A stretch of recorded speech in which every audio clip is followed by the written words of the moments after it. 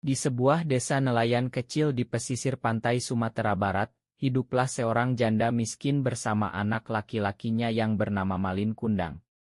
Sejak kecil, Malin tumbuh dalam kesederhanaan. Ayahnya sudah lama meninggal dan ibunya bekerja keras setiap hari menjajakan kue serta membantu para tetangga demi menghidupi mereka berdua. Walau hidup serba terbatas, kasih sayang sang ibu untuk Malin tak pernah berkurang. Malin tumbuh menjadi anak yang cerdas dan rajin. Ia sering membantu ibunya menjual kue, sekaligus membantu para nelayan memperbaiki perahu. Ketekunannya membuat banyak orang menyukai Malin.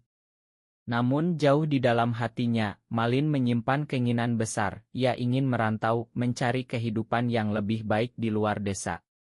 Ia lelah melihat ibunya terus bekerja keras dalam kemiskinan. Hari demi hari, Malin menatap laut yang luas. Ombak yang berdebur seolah memanggilnya, membawa harapan akan kehidupan baru di seberang sana. Hingga suatu ketika, sebuah kapal dagang besar berlabuh di pantai. Kapal itu milik seorang saudagar kaya raya. Para awak kapal turun dan bercerita tentang kota-kota jauh yang makmur, penuh dengan perdagangan emas, kain, dan rempah-rempah. Mendengar itu, tekad Malin semakin bulat. Dengan penuh keyakinan, Malin meminta izin kepada ibunya untuk ikut berlayar bersama kapal dagang itu. Sang ibu awalnya menolak keras. Baginya, Malin adalah satu-satunya keluarga yang ia punya. Namun, melihat tekad anaknya yang begitu kuat, sang ibu akhirnya merelakan, meski hatinya perih. Sebelum Malin berangkat, ibunya memeluknya erat sambil berpesan, "Jangan lupa asalmu, jangan lupakan ibumu, dan tetaplah rendah hati." Kapal pun berlayar, meninggalkan pantai dan seorang ibu yang berlinang air mata. Hari-hari berlalu. Sang ibu menunggu dengan penuh harap, berdoa setiap malam agar Malin selamat dan suatu hari kembali dengan kehidupan yang lebih baik. Sementara itu, perjalanan Malin bersama kapal dagang penuh dengan perjuangan. Ia bekerja keras, memulai dari hal-hal kecil, membantu membersihkan kapal, mengangkat barang, hingga belajar berdagang. Karena kecerdasannya, Malin cepat dipercaya. Tahun demi tahun berlalu, Malin berubah dari seorang anak desa menjadi seorang pemuda yang tangguh dan pintar berbisnis. Keberuntungannya membawa dia naik pangkat, hingga akhirnya menjadi seorang pedagang kaya raya yang memiliki kapal dagang sendiri. Kemewahan dan kejayaan kini menghiasi hidup Malin. Ia mengenakan pakaian sutra, dihormati banyak orang, dan menikah dengan seorang wanita bangsawan yang cantik jelita. Namun di balik semua itu, Malin mulai lupa pada masa lalunya.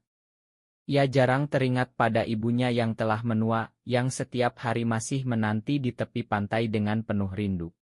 Suatu ketika, setelah bertahun-tahun merantau, kapal megah milik Malin berlabuh di pantai kampung halamannya. Penduduk desa terkejut melihat kapal sebesar itu, dan lebih terkejut lagi ketika mengetahui bahwa pemilik kapal tersebut adalah Malin Kundang, anak desa yang dulu miskin itu.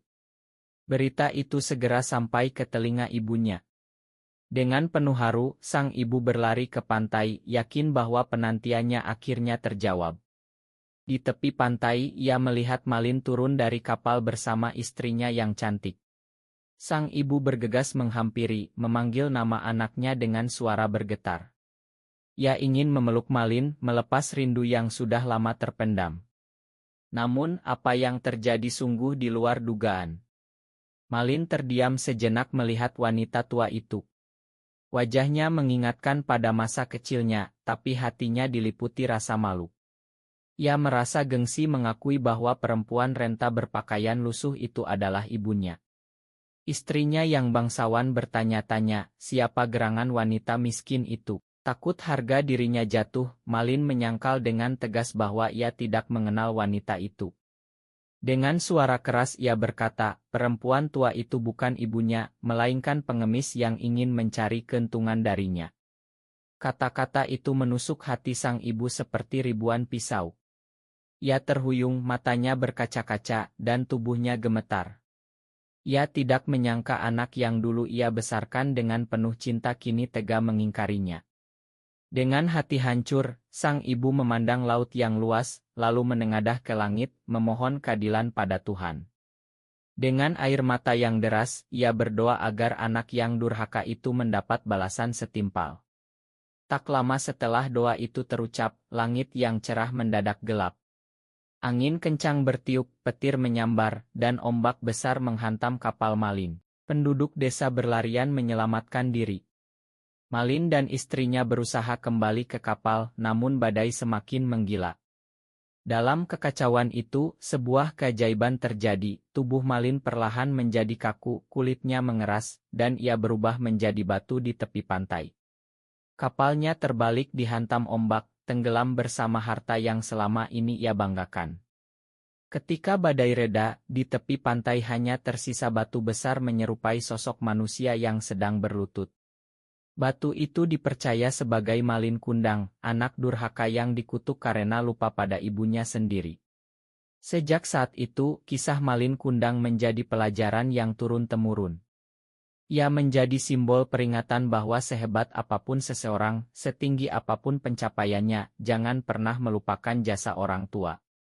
Sebab, doa restu seorang ibu adalah kekuatan dan kutukannya bisa menjadi kehancuran. Dan hingga kini, di pantai Air Manis, Sumatera Barat, masih ada sebuah batu yang dipercaya sebagai Malin Kundang, seakan menjadi saksi bisu dari sebuah kisah yang abadi.